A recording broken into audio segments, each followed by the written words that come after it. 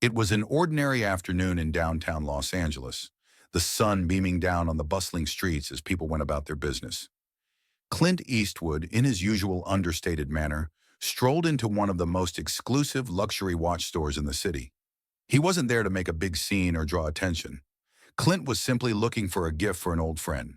The store was known for its rare and expensive watches, where only the most elite customers could even dream of purchasing the timepieces displayed in their gleaming glass cases.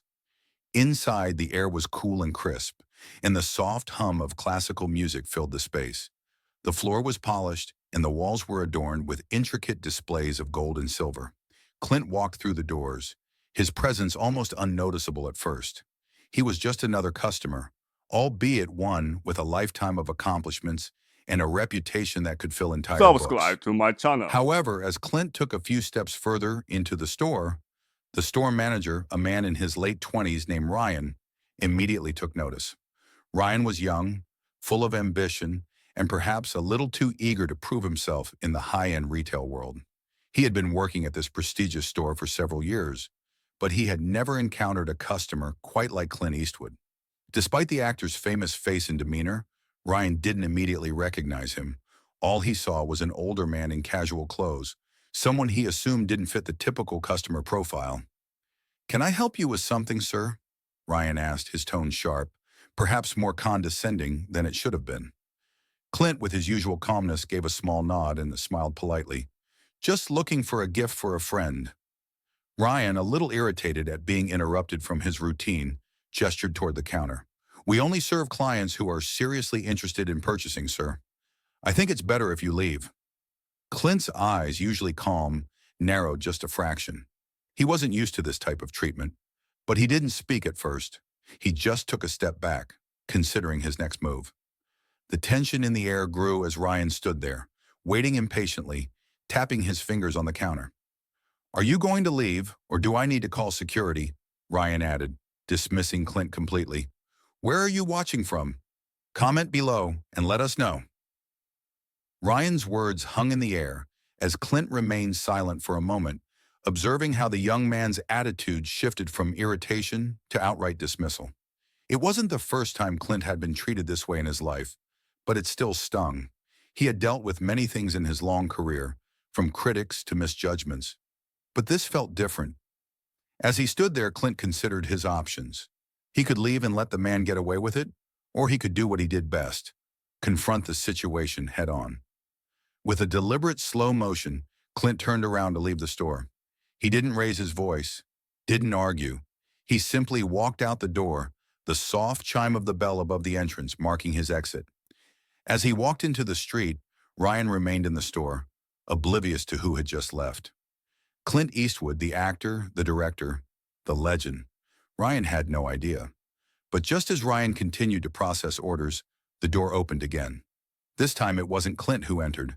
It was a tall, well-dressed man, holding a black briefcase. "Is Ryan the manager here?" the man asked, his voice smooth and calm. Ryan, still wiping down a display case, looked up, a little flustered. "Yes, that's me," Ryan answered. The man continued. "I've just spoken to your district manager. You're going to want to sit down for this." Ryan's confusion grew, and just as he was about to ask more questions, the door opened again. This time, Clint Eastwood himself walked in. Ryan's jaw dropped as he finally realized who had walked out of the store moments before. Clint Eastwood, standing in the middle of the room, smiled knowingly at Ryan, who now stood frozen. "I hope you don't mind me coming back," Clint said coolly, his voice measured but firm. "I think you might want to reconsider how you treat your customers." The silence that followed was thick, each second stretching longer than the last. Ryan, now sweating under Subscribe the to my pressure, channel. finally found his voice. I'm so sorry," he stammered, his face pale. "I didn't recognize you, Mr. Eastwood. I didn't mean to. I was just doing my job and I—" Clint held up a hand, signaling him to stop. "It's not about recognition, Ryan," Clint said, his tone calm but firm. "It's about respect. Every customer deserves to be treated with dignity, no matter who they are or how they look. I've been around a long time, and I've learned that lesson the hard way." Ryan nodded, still unable to form a proper apology. Clint's gaze softened slightly as he realized how deeply embarrassed the young man was. "It's all right," Clint said with a hint of a smile. "But this should serve as a reminder. People are more than just what you see on the surface. You never know who you're dealing with." Clint turned to leave again, but before he stepped out the door, he paused, looking over his shoulder at Ryan one last time. "I suggest you rethink how you treat your customers from now on," Clint added, his words carrying the weight of a man who had lived through countless life lessons. The news quickly spread throughout the store, with employees exchanging uneasy glances.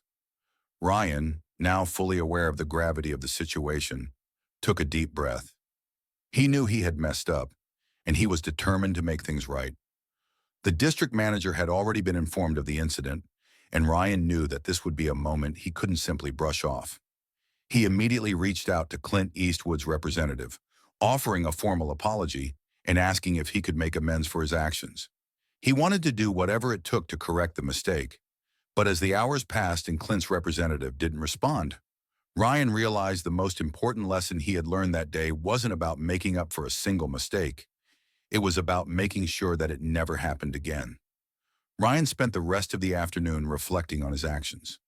He knew he had a lot to learn about respect, humility, and what it truly meant to serve people. As he worked the rest of his shift, he began treating every customer with the same dignity he had failed to extend to Clint.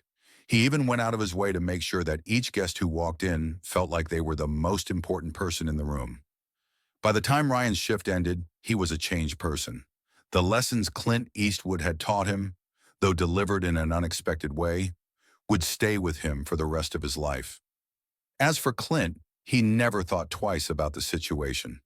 He was used to people making mistakes, but it was how they learned from them that mattered most. The next time Clint returned to the store, Ryan greeted him with respect and humility. "Mr. Eastwood, it's an honor to have you back. Thank you for teaching me a valuable lesson," he said sincerely. Clint gave a small nod, acknowledging the change in Ryan's demeanor. "I'm glad to see you've Subscribe learned to my something," channel. Clint said with a smile. "It's never too late to do better."